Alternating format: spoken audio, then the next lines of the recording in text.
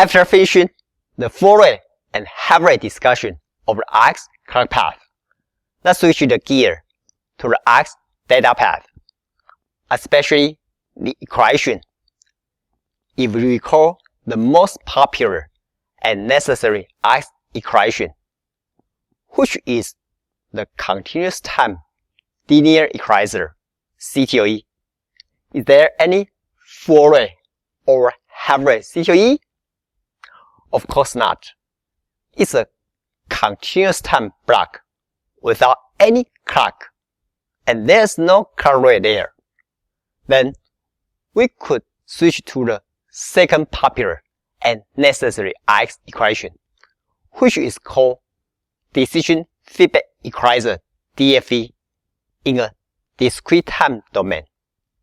And we should discuss full-rate or half-rate clocking DFE. To be clear, I will describe why we need a full-rate RX DFE based on my 20 years experience.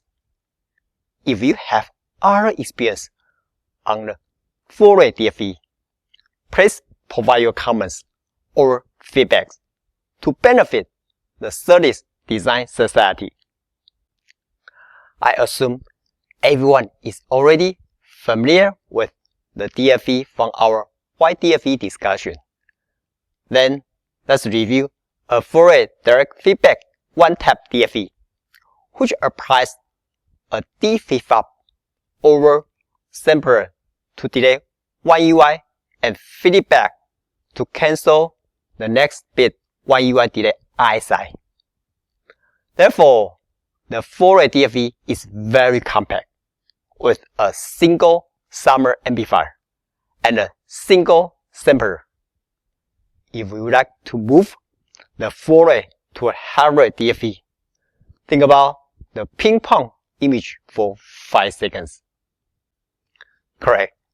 In the full-rate samples, every rising edge will be 1 UI delay. But in the half-rate or DDR sampling concept, every 1 UI delay should come from every rising edge and falling edge.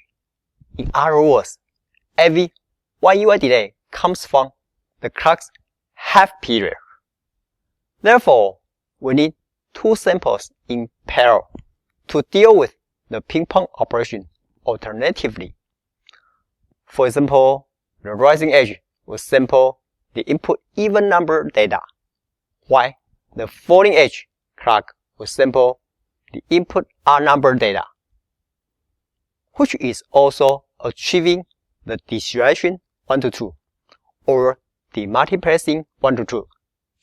To be clear, the operation is the inverse of the half-rate serialized 2 to 1. Obviously, if we have the even up path of output data to cancel the previous 1 UI ISI, then we may need to have 2 summing amplifiers in the even and odd paths accordingly. Do you see any issue with 2 summing amplifier or summers? Think about the mismatch image for 5 seconds. Bingo! Those 2 summing amplifiers will be laid out closely, but they will not identical. Therefore, you will expect the gain and phase mismatch between them. The gain mismatch will translate to the I high or the I opening. The phase mismatch will translate to the I width of the I opening. Therefore, in a handful of steady state, you might be able to see a worst case of both I high and I width after the summing amplifier to degrade or dominate the BL rate of the whole link. If the mismatch of the 2 summing amplifier will be the issue, what can we do? Yes, 2 summing amplifiers have the mismatch, and we can remove the mismatch if there's only 1 summing amplifier as the full-rate, right? So, it's obvious we must get back to the full-rate data to cancel the 1 UI delay ISI with a single summer. So we could add the serializer or multiplexer to max the half-rate output back to the full-rate data. But do you see any issue with added max over serializer 2-to-1? Think about the cross-loop timing for 5 seconds. Bingo! The max adds the multiplexer delay to the T clock to Q plus T feedback plus T setup time, and the increased feedback delay will limit the speed over data rate. So this might not be a better approach for a half rate. In addition to the data path mismatch, what else could be mismatch issue be? Think about the clock path image for 5 seconds. Great. The phase difference between the rising edge and the falling edge may not be exactly 180 degrees over fully differential. Therefore, the phase skew would reduce the equivalent eye width of the sampling window. For example, ideally, the rising edge sample at the middle of the even eye, while the falling edge samples at the middle of the eye to get an equivalent eye width EW. If the rising edge has a delta phi phase lead and the falling edge has the delta phi phase lead, then the equivalent eye width would be EW minus 2 delta phi.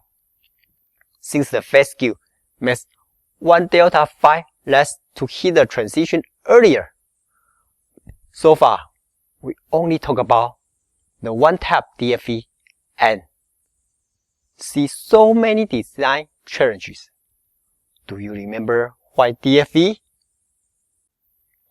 In other words, why is DFE better than the CTLE?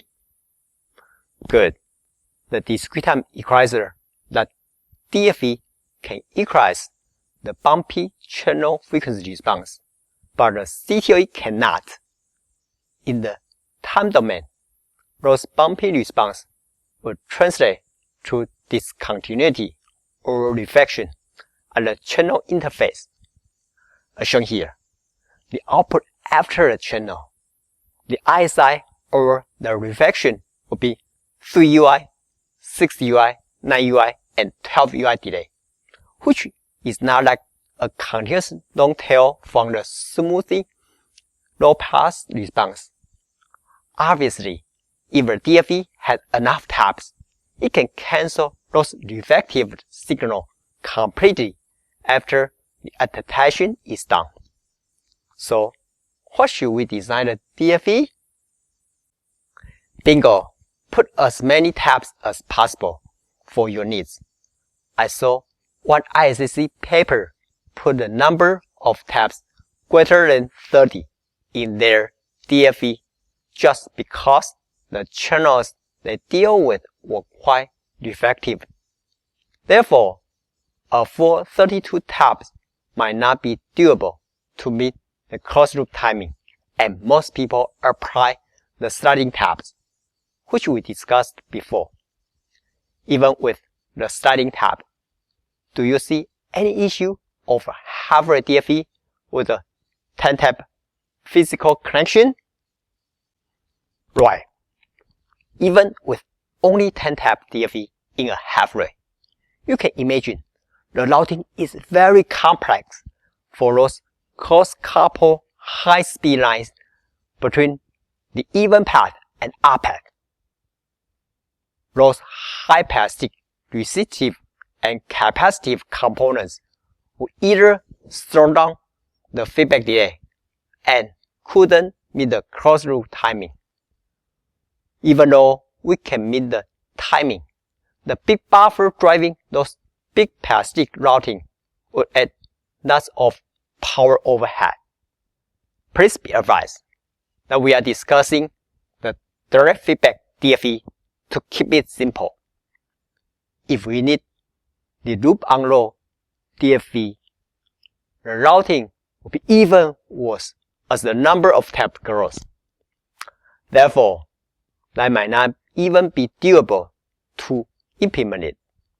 On the other hand, the Full-Rate DFE is quite simple, and the layout is so compact without any extra plastic degrading the speed or adding the power overhead.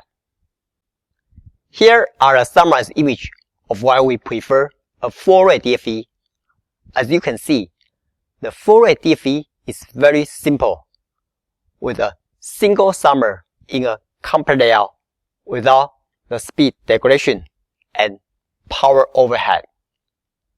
On the other hand, the half-rate DFE is very complex, with 2 summers under many cross-couple routing, high-speed signaling in layout. Therefore, the layout challenges limit the specification targets of the number of feedback taps, speed, and the power. Also, the data path summer mismatch would limit the equivalent ability, including the reflection, because of the eye width and eye height degradation. Even the clock path phase skew between the even path and odd path would also degrade the equation performance because of less equivalent eye width. Again, why Full-Rate RX DFE was based on my 20 years experience, and I believe someone should have other different mental models, and please share your thoughts.